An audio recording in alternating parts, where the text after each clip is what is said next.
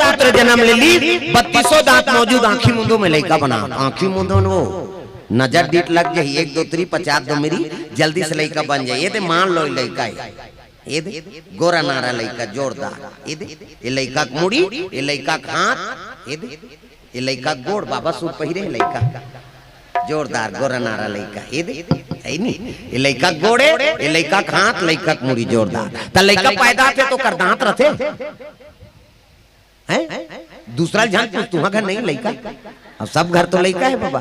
त लड़का पैदा थे तो कर दांत रथे नहीं कथ मीरा है ना, और दांत नहीं है दूध की व्यवस्था करे भगवान। सब अपन अपन महतारी दूध पी जी है, दांत नहीं है दूध पी, दांत क्या के भात खा, भोगला हो गया रसगुल्ला खा।